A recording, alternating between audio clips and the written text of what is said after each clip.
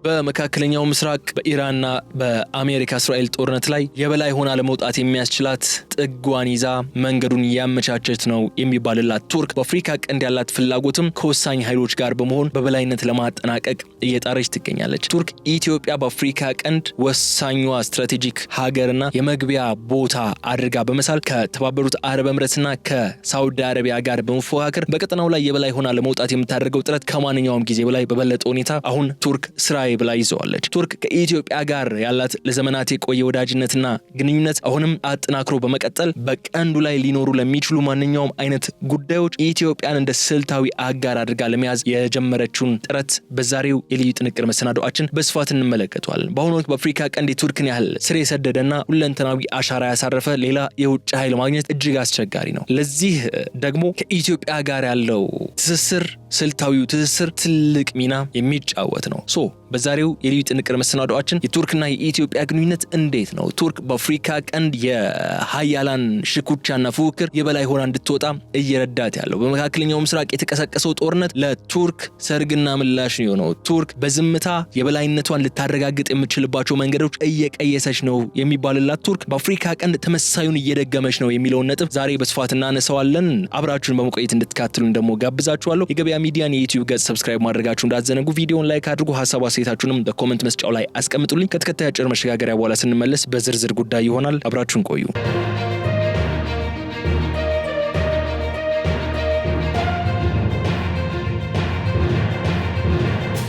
በአፍሪካ ቀንድ ባለው ውስብስብና ተለዋዋጭ ጂኦፖለቲካዊ ድባብ ውስጥ የቱርክ የውጭ ጉዳይ ፖሊሲ አቅጣጫ የት ላይ እንዳረፈ መረዳት ለቀጠናው ተመልካቾች ትልቅ እንቆቅልሽ የሆነ ጉዳይ ሆኖ ቆይቷል። ይሁን እንጂ በቅርቡ የወጡ ስትራቴጂካዊ ትንታኔዎችና በአንካራና በአዲስ አበባ መካከል ያለው ዲፕሎማሲያዊ ግንኙነት ወርቃማ ደረጃ ላይ መድረስ አንድ እውነታን ፍንትው አድርጎ አሳይቷል። ቱርክ በአሁኑ ወቅት በአፍሪካ ቀንድ ያላትን ዘርፈ ብዙ ብሔራዊ ጥቅም ለማስጠበቅና ተጽዕኖዋን ለማስፋት እንደ ብቸኛና የማይተካ ስትራቴጂካዊ መግቢያ በር አድርጋ የምትመለከተው ኢትዮጵያን ስለመሆኑ መረጃዎች እየወጡ ይገኛሉ። ይህ ምርጫ በአጋጣሚ የመጣ ሳይሆን ኢትዮጵያ በቀጠናው ያላትን የፖለቲካ ክብደት፣ የህዝብ ብዛትና የኢኮኖሚ አቅም ከግምት ውስጥ ያስገባ የረዥም ጊዜ ስሌት ውጤት ነው። ምንም እንኳን ቱርክ ከቅርብ ጊዜ ወዲህ ከሞቃዲሾ ጋር ያላትን ወታደራዊ ትብብርና የባህር ላይ ደህንነት ግንኙነቶች በከፍተኛ ሁኔታ ስለማጠናከሯ ቢነገርም ያ ግንኙነት በይዘቱ የጸጥታ አጋርነት ላይ ያተኮረ ነው። ከኢትዮጵያ ጋር ያላት ትስስር ደግሞ መላውን ቀጠና ለመዘወር የሚያስችላት መዋቅራዊ መሰረት ያለው ተደርጎ ይወሰዳል። የስልታዊ ምርጫ የሚመነጨው ደግሞ ከየት መስላችሁ? ኢትዮጵያ በአፍሪካ ቀንድ ካላት ልዩ የተፈጥሮና የፖለቲካ አቀማመጥ ነው። ቱርክ በአሁኑ ወቅት በዓለም አቀፍ ደረጃ ያላትን የኃይል ሚዛን ለማስጠበቅ መካከለኛ ኃይል ወይም ሚድል ፓወር ሆና ለመውጣት በምታደርገው ጥረት በአፍሪካ ውስጥ ተሰሚነት ያለው ወዳጅ ማፍራት ግዴታዋ ሆኗል። ኢትዮጵያ ደግሞ በአፍሪካ ህብረት መቀመጫም ከመሆኗ በላይ በቀጠናው ጉዳዮች ላይ የመወሰን አቅም ያላት ቀዳሚ ሀገር ሆና በቱርክ ፊት ትታያለች። አንካራ ይህንን በሚገባም ትረዳለች። ኢትዮጵያ ጋር የሚደረግ ማንኛውም መስተጋብር ለቱርክ ዲፕሎማሲያዊ ስኬት እንደ ትልቅ ድል ነው የሚቆጠረው። በአንካራ እይታ የሶማሊያ የባህር ዳርቻ ለወታደራዊ ስምሪትና ለባህር ላይ ቁጥጥር ቢጠቅምም በውስብስብነቱ የሚታወቀውን የአፍሪካ ቀንድ ፖለቲካ ለመረዳትና ለመዘወር ግን አዲስ አበባ ቁልፍ መሆኗ ወይም ከአዲስ አበባ ጋር የሚኖር ትስስር ቁልፍ መሆኑ አንካራ ትረዳለች። የዚህ ስትራቴጂካዊ መገለጥ ሌላኛው ገጽታ ደግሞ መሰላችሁ የቱርክ መሪዎች ለኢትዮጵያ የሚሰጡት ልዩ ትኩረት ነው። ፕሬዚዳንት ሬሲፕ ታይብ ኤርዶሃን በውጭ ጉዳይ ፖሊሲያቸው ውስጥ ለኢትዮጵያ የሚሰጡት ስፍራ ሀገሪቱ በቀጠናው መረጋጋት ላይ ያላትን ሚና ከመቀበል የሚመነጭም ነው። ቱርክ በኢትዮጵያ ውስጥ ያላትን ኢንቨስትመንት በቢሊዮን የሚቆጠር ዶላር መድረሱና በሺዎች የሚቆጠሩ የቱርክ ኩባንያዎችም በኢትዮጵያ የኢንዱስትሪ ፓርኮች ውስጥ መሰማራታቸው ግንኙነቱ ከፖለቲካዊ ወዳጅነት ባለፈ ወደ ጥልቅ ኢኮኖሚያዊ ጋብቻ መሸጋገሩን የሚያረጋግጥ ነው። ይህ ኢኮኖሚያዊ ትስስር ደግሞ ቱርክ በኢትዮጵያ የውስጥ ጉዳይና በቀጠናዊ አቋሟ ላይ ያላትን ተጽዕኖ የማሳደር አቅምን የሚጨምር ነው። ከዚህ በተጨማሪ ደግሞ ቱርክ በቅርቡ በኢትዮጵያና በሶማሊያ መካከል የተከሰተውን ዲፕሎማሲያዊ ውጥረት ለመፍታት የወሰደችው የአደራዳሪነት ሚና ኢትዮጵያን እንደ ዋና አጋር የመመልከቷ ቀጥተኛ ውጤት ነው። አንካራ በሁለቱ ሀገራት መካከል የምታደርገው የሽምግልናና ኢትዮጵያን ብሔራዊ ጥቅም በማይነካና የሁለቱን ሀገራት ስትራቴጂካዊ ፍላጎት በአጣጣመ መልኩ እንዲሆን የምትጥረው ስራ ቱርክ በቀጠናው ያላትን ሚና ለማስጠበቅ የኢትዮጵያን ሰላምና መረጋጋት እንደ ቅድመ ሁኔታ ብሎም የኢትዮጵያን ጥቅም ማስከበርና ኢትዮጵያ ከሌለች ቱርክ በአፍሪካ ቀንድ ያላት ተስፋ ግማሽ ጎድሎ እንደሚሆን የአንካራ ስትራቴጂስቶች በሚገባ እንደሚገነዘቡ ማንሳት እንችላለን። በዚህ ደግሞ በዋናነት ልንረዳው የሚገባው ጉዳይ መሰላችሁ ቱርክ ወደ አፍሪካ ቀንድ የምታደርገው ማንኛውም ጉዞ መነሻውም ሆነ መዳረሻው ኢትዮጵያ መሆኗን ነው። ይህ አጋርነት በሁለትዮሽ ጥቅሞች ላይ ብቻ የተመሰረተም ሳይሆን በአፍሪካ ቀንድ ውስጥ የሚታየውን የኃይል ሽኩቻ ለመቆጣጠርና የቱርክን ዓለም አቀፋዊ ዝና ለመገንባት ታስቦ የተወጠነ ትልቅ ስትራቴጂካዊ እርምጃም ነው። ኢትዮጵያ ለቱርክ ያላት ፋይዳ ከንግድ ልውውጥ ባለፈ ቱርክ በአፍሪካ አህጉር ላይ ያላትን የረጅም ጊዜ ራዕይ የምታሳካበት ዋነኛው ድልድይ ሆኖም ያገለግላል። የቱርክና የኢትዮጵያ ዲፕሎማሲያዊ ግንኙነት በአጋጣሚ ወይም በቅርብ ጊዜ በተከሰቱ ክስተቶች ብቻ የተፈጠረ አይደለም። ከአንድ ምዕተ ዓመት በላይ ያስቆጠረ ጥልቅ የታሪክ መሰረት ያለው ነው። የኦቶማን ግዛት በአዲስ አበባ የመጀመሪያውን ቆንስላ በ1912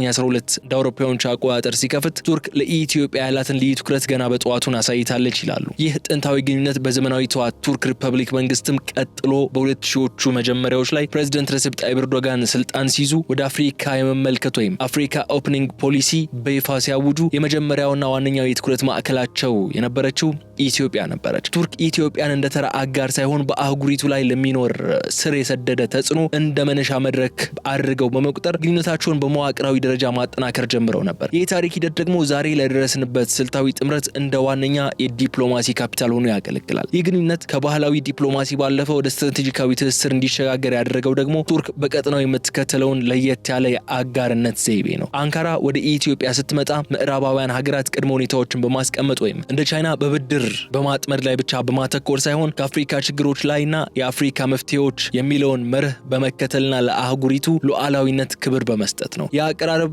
በኢትዮጵያ በኩል ከፍተኛ አመኔታን የፈጠረ ሆኗል። ቱርክ ደግሞ በኢትዮጵያ የፖለቲካ ልሂቃን ዘንድ ታማኝ የሶስተኛ ወገን አጋር ሆና እንድታይ እድልን ከፍቶላታል። ይህ በታሪክ የተገነባው መተማመን ደግሞ ዛሬ ቱርክ በሌሎች የአፍሪካ ቀንድ ሀገራት ዘንድ ያላትን ተቀባይነት ለመገንባት እንደ ማጣቀሻ እንደ አመላካች ጉዳይ አድርጋ ትጠቀምበታለች። ከዚህ በተጨማሪ የዲፕሎማሲያዊ ግንኙነቶቹ መጠናከር በሁለቱ ሀገራት መካከል በተደረጉ ከፍተኛ የባለስልጣናት ጉብኝቶችና በጋራ ምክክር መድረኮች ይበልጥ እንዲጠናከርም አድርጓል። ፕሬዝዳንት ኤርዶሃን ወደ አዲስ አበባ ያደረጓቸው ተከታታይ ጉብኝቶችና የኢትዮጵያ መሪዎች በአንካራ የሚያደርጉት ሞቅ ያለ አቀባበል ግንኙነቱ ከመደበኛ የመንግስታት ግንኙነት ባለፈ በከፍተኛ አመራሮች መካከል ወዳለ የግል ወዳጅነትና የፖለቲካ ቁርጠኝነት ማደጉም የሚያሳይ ነው። ቱርክ በኢትዮጵያ በኩል የምታደርገው የዲፕሎማሲ እንቅስቃሴ በአፍሪካ ህብረት ውስጥ ያላትን የታዛቢነት ሚና ለማጠናከርና በአህጉራዊ ጉዳዮች ላይ የራሷን ድምጽ ለማሰማት ትልቅ ድጋፍ ሆኖላታል። ይህ ማለት ኢትዮጵያ ለቱርክ ዲፕሎማሲያዊ ግቦች ስኬት እንደ ድጋፍ ሰጪ ግንድ ሆና እያገለገለች ትገኛለች ማለት ነው። በዚህ ታሪካዊ አውድ ውስጥ ግን ትልቁን ድርሻ የሚይዘው ቱርክ በኢትዮጵያ አስቸጋሪ ወቅቶች ላይ ያሳየችው አቋም ነው። ኢትዮጵያ በውስጥ ግጭቶችና በውጭ ዲፕሎማሲያዊ ጫናዎች ውስጥ ባለፈችባቸው ወቅቶች ሁሉ ቱርክ ከጎንዋ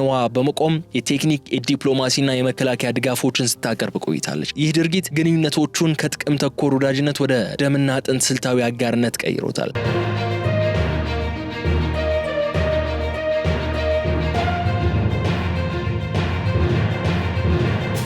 በዚህ ላይ ማንሳት የምንችለው ሌላኛው ጉዳይ መሰላችሁ ቱርክ ኢትዮጵያ እንደ ስትራቴጂካዊ በር ነው የምትመለከታት።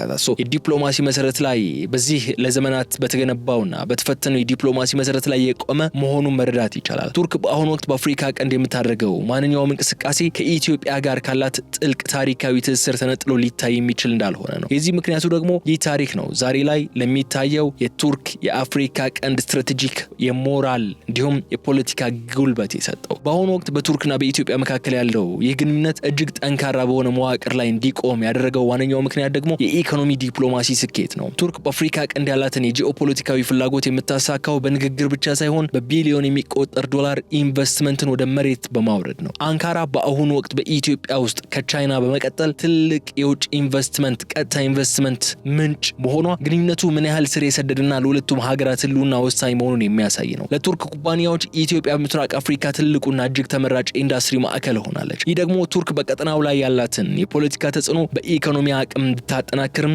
ትልቅ እድልን ፈጥሮላታል። የቱርክ ባለሀብቶች በኢትዮጵያ በተለይም በጨርቃ ጨርቅ፣ በግንባታ፣ በኬሚካልና በግብርና ማቀነባበሪያ ዘርፎች ላይ ያላቸው ሰፊ ተሳትፎ በሁለቱ ሀገራት መካከል አሸናፊ ወይም ሁሉን አቀፍ አሸናፊነት የሚያመጣ ዊን ዊን የሆነ ግንኙነት እንዲፈጠር አድርጓል። በኢትዮጵያ ውስጥ የሚንቀሳቀሱ ከ200 በላይ የቱርክ ኩባንያዎች ከ65,000 በላይ ለሚሆኑ ኢትዮጵያውያንም የስራ እድል ፈጥረዋል። ቱርክ በሀገሪቱ ማህበራዊና ኢኮኖሚያዊ መዋቅር ውስጥ ያላት ድርሻም ከፍ አድርጎታል። ይህ አይነቱ ጥልቅ ትስስር ደግሞ ቱርክን እንደ ተራ የንግድ አጋር ሳይሆን የኢትዮጵያን የኢንዱስትሪ ሽግግር የምትደግፍ ስትራቴጂካዊ ረዳት እንድትመስልም አድርጓታል። ይህም በአካባቢው ካሉ ሌሎች ሀያላን ማዕከላት በበለጠ ቱርክ በአዲስ አበባ ዘንድ ተመራጭና ታማኝ የመሆን እድልን ከፍቶላታል። ከዚህ በተጨማሪ ደግሞ ቱርክ የኢኮኖሚ ዲፕሎማሲዋን ስትቀርጽ የኢትዮጵያን ሰፊ የገበያ አቅምና የወጣት ሰው ኃይል ታሳቢ ያደረገ ስሌትን ተጠቅማለች። የቱርክ አየር መንገድ ወይም ቱርኪሽ ኤርላይን ወደ አዲስ አበባ የሚያደርገው ተከታታይ በረራዎች አዲስ አበባን ከዓለም አቀፍ የንግድ መስመሮች ጋር በማገናኘት ረገድም የሚጫወተው ሚና ቀላል የሚባል አይደለም። ይህም የንግድ ዲፕሎማሲው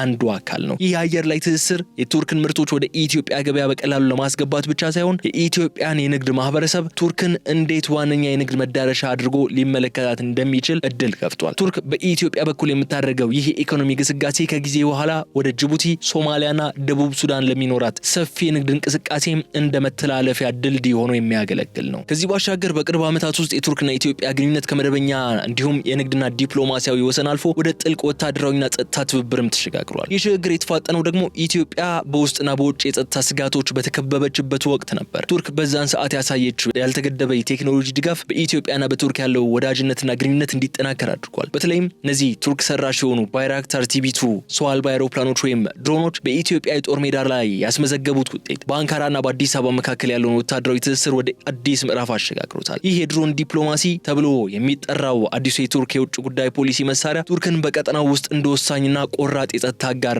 አድርጎ እንድታይ አድርጓታል። የወታደራዊ ትብብር ለኢትዮጵያ የመከላከያ አቅም ግንባታ ትልቅ ፋይዳ ያለው ነው። ለቱርክ ደግሞ የጦር መሳሪያ ምርቶቿን በአፍሪካ ቀንድ ገበያ ላይ ለማስተዋወቅና ስትራቴጂካዊ ተጽዕኖዋን ለማሳደግ ትልቅ በርና እድልን ከፍቶላታል። ቱርክ ለኢትዮጵያ የምታቀርበው ወታደራዊ ድጋፍ እንደ ምዕራባውያን ሀገራት በፖለቲካዊ ቅድመ ሁኔታዎች የተተበተበ ባለመሆኑ አዲስ አበባ ቱርክን እንደ ታማኝና ገለልተኛ የቴክኖሎጂ ምንጭ እንድትመለከታት አድርጓታል። ይህ ደግሞ ትብብሩ ከድሮን ሽያጭ ባለፈ በወታደራዊ ስልጠና፣ በደህንነት መረጃዎች ልውውጥና በዘመናዊ ጦር መሳሪያዎች ጥገና ላይ የሚያተኮረ ሰፊ ስምምነትን የሚያካትት ነው። ይህም የኢትዮጵያን መከላከያ ሰራዊት ዘመናዊ የማድረግ ሂደት ውስጥ ቱርክን የጀርባ አጥንት እንድትሆን አድርጓታል። ከዚህ በተጨማሪ ይህ ወታደራዊ ትስስር በቀጠናዊ የኃይል ሚዛን ላይም የራሱ የሆነ ትልቅ አሻራን አሳርፏል። ቱርክ ለኢትዮጵያ የምታደርገው የቴክኖሎጂ ሽግግር በሌሎች የቀንዱ ሀገራት ላይ እንዲሁም በቀይ ባህር አካባቢ ተጽዕኖ ለመፍጠር በሚፈልጉ ኃይሎች ዘንድም ከፍተኛ ትኩረት እንዲሰጡ አድርጓል። ቱርክ የኢትዮጵያን ወታደራዊ አቅም በማጠናከር ረገድ የምትጫወተው ጉልህ ሚና በቀጠናው የሚታዩ ግጭቶችን የመቆጣጠርና የመረጋጋት ሂደትን የመዘወር አቅም ይሰጣታል። ይህ ማለት ደግሞ አንካራ በኢትዮጵያ በኩል የምታደርገው ወታደራዊ ዲፕሎማሲ በቀጠናው ለሚታየው የጂኦፖለቲካዊ ሽኩቻ የራሷን መልስ የምትሰጥበት ስልት ሆኖ እያገለገለ ነው ማለት ነው። የጸጥታ ትብብር ደግሞ በሁለቱ ሀገራት መካከል ያለውን ስትራቴጂካዊ መተማመን ወደ ላቀ ደረጃ አድርሶታል። ኢትዮጵያ ሉዓላዊነቷን ለማስጠበቅ በምታደርገው ጥረት ቱርክን እንደ ቀዳሚ ረዳት መውሰዷ በሌሎች የፖለቲካና የኢኮኖሚ መስኮች ላይ ለሚደረጉ ስምምነቶች እንደ ማረጋገጫ ሆኖ ያገለግላል። ቱርክን በበኩሏ የኢትዮጵያን ሰራዊት ማጠናከር በቀጠናው ለሚኖራት የረዥም ጊዜ ጥቅምና መረጋጋት ዋስትና መሆኑን ትረዳለች። በእነዚህ ምክንያቶች የመከላከያ ትብብሩ በአሁኑ ወቅት የቱርክና የኢትዮጵያን ግንኙነት እጅግ ጠንካራና የማይናወጥ ምሰሶ ሆኖ እንዲቀጥል አድርጓል። ይህ የሚያሳይን ደግሞ መሰላችሁ የቱርክ የአፍሪካ ቀንድ ስትራቴጂ ስኬቱ ከወታደራዊ ቴክኖሎጂና ከጸጥታ አጋርነት ጋር በጥብቅ የተቆራኘ መሆኑ ነው። ቱርክ በአፍሪካ ቀንድ የምታደርገው እንቅስቃሴ እጅግ ውስብስብ በሆኑ ቀጠናዊ ሽኩቻዎች የተከበበ በመሆኑ አንካራ የምትከተለው የዲፕሎማሲ ሚዛን ለስትራቴጂዋ ስኬት ወሳኝ ነው። በዚህ ረገድ ደግሞ ቱርክ ከኢትዮጵያ ጋር ያላትን ጥልቅ ወዳጅነት ሳታናጋ ከሌሎች የቀጠናው ተዋንያን በተለይም ከግብጽና ከሶማሊያ ጋር ያላትን ግንኙነት በምትመራበት መንገድ ልዩ ትኩረትን የሚሻ ነው። በቱርክ በአሁኑ ወቅት ከግብጽ ጋር የነበራትን የቆየ ዲፕሎማሲያዊ ቅራኔ ለመፍታትና ግንኙነቷን ወደ መደበኛ ሁኔታ ለመመለስ ከፍተኛ ጥረት እያደረገች ባለችበት ወቅት በኢትዮጵያና በግብጽ መካከል ያለውን የታላቁ የኢትዮጵያ ህዳሴ ግድብ ውጥረትም በጥንቃቄ እንድትከታተል አድርጓታል። አንካራ በዚህ ረገድ የያዘችው አቋም ደግሞ የአንዱን ጥቅም ለሌላው አሳልፎ ከመስጠት ይልቅ የሁለቱንም ሀገራት ስትራቴጂካዊ ዋጋ የሚጠብቅና ቱርክን እንደ ሚዛናዊ ኃይል አድርጎ የሚያስቀምጥ ነው። ይህ የቱርክ የዲፕሎማሲ ጥበብ ይበልጥ ጎልቶ የሚታየው ደግሞ በሶማሊላንዱ የመግባቢያ ሰነድ ወቅት ተፈጥሮ የነበረው በኢትዮጵያና በሶማሊያ መካከል የተፈጠረው አለመግባባቱ ወቅት ነው። ቱርክ ከሶማሊያ ጋር ያላትን ታሪካዊና ወታደራዊ ትስስር ተጠቅማ የባህር ላይ ደህንነት ስምምነት ብትፈርምም የእርምጃ በኢትዮጵያ ላይ ያነጣጠረ እንዳይመስል ከፍተኛ ጥንቃቄን ስታደርግ ቆይታለች። ቱርክ በሁለቱ ሀገራት መካከል የተፈጠረውን ልዩነት በውይይት ለመፍታት የአንካራ ሂደት ወይም አንካራ ፕሮሰስ የተሰኘውን የሽምግልና መድረክ በማመቻቸት ግንባር ቀደም ሚናን ተጫውታለች። ውጥረቱ ረገብ እንዲልም ስራን ሰርታለች። ይህ የሚያሳየን ደግሞ መሰላችሁ ቱርክ በአፍሪካ ቀንድ ያላትን ተጽዕኖ የምትገነባው አንዱን ወገን በመደገፍ ሳይሆን በሁለቱም ወገኖች ዘንድ ያላትን ተቀባይነት በመጠቀም እንደ ቀጠናዊ የማረጋጊያ ኃይል ሆና በመቅረብ ነው።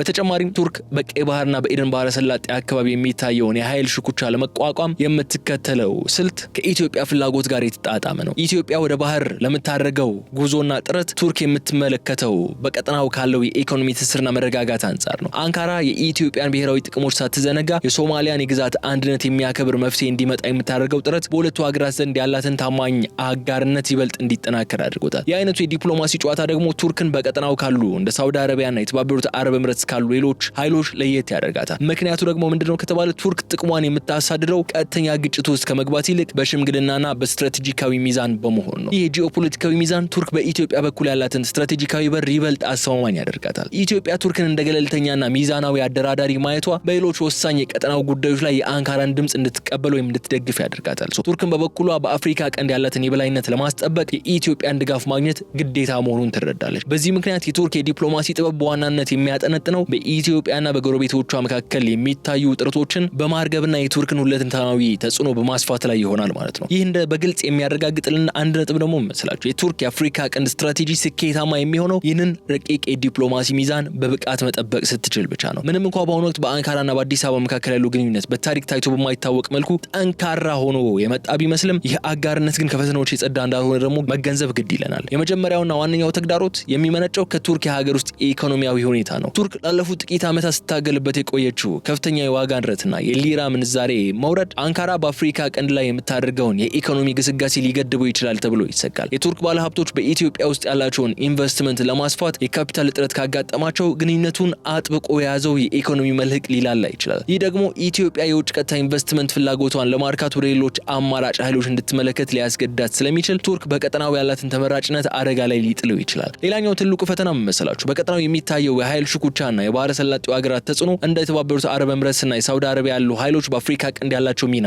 እያጠናከሩ መምጣታቸው ለቱርክ ትልቅ የፉክክር ሜዳን ይፈጥርባታል። በተለይ እነዚህ ሀገራት ያላቸው ከፍተኛ የፋይናንስ አቅምና በወደብ ግንባታ ላይ የሚያደርጉት ሰፊ ተሳትፎ ቱርክ በኢትዮጵያና በሶማሊያ መካከል የምታደርገውን የሽምግልና ሚና ሊጋፋውና የቱርክንም ሚና በአጠቃላይ ሊገታ የሚችል እድል ይኖራል። ቱርክ ከእነዚህ ሀገራት ጋር ያላትን ግንኙነት እያሻሻለች እንኳን ቢሆንም በአፍሪካ ቀንድ ያለው ተጽዕኖ እንዲሁም ሽኩቻ ግን አሁንም እንደቀጠለ ነው ያለው። ይህ ሽኩቻ በኢትዮጵያ ውስጥ ፖለቲካና በቀጠናዊ አቋሟ ላይም ጫና መፍጠሩ የማይቀር ጉዳይ ነው። ቱርክ የያዘችው ስትራቴጂካዊ በር እንዳይዘጋባት ደግሞ ከፍተኛ ዲፕሎማሲያዊ ጥንቃቄ ማድረግ እንደሚኖርባት ይነሳል። ከዚህ በተጨማሪ በኢትዮጵያና በሶማሊያ መካከል ያለው ውጥረት ለቱርክ የዲፕሎማሲያዊ አጣብቂኝ ምንጭ ሊሆንም ይችላል። ቱርክ ከሶማሊያ ጋር የፈረመችው የባህር ላይ ደህንነት ስምምነትና በሌላ በኩል ከኢትዮጵያ ጋር ያላት ጥልቅ ወታደራዊ ትስስር በሁለቱ ሀገራት መካከል ግልጽ የሆነ ግጭት ቢከሰት ቱርክን ከሁለት እሳት መሃል የሚከታት አጋጣሚ ይፈጥራል። አንካራ አንዱን ወገን ለመደገፍ ብትገደድ ለዓመታት የገነባቸው ስትራቴጂካዊ አመኔታና ተቀባይነት በአንድ ጀንበር ልታጣው ትችላለች። የሽምግልና ሙከራዎቿ ውጤት ካላመጡና ቀጠናው ወደ አለመረጋጋት ካመራ ደግሞ ቱርክ በኢትዮጵያ በኩል የምትመለከተው ሰላማዊ መግቢያ በር ወደ ግርግር ቀጠና ሊቀየር ይችላል። የኢትዮጵያ ውስጥ ፖለቲካዊ ሁኔታና የቀጠናው የጸጥታ ለውጦች ደግሞ ሌሎኞቹ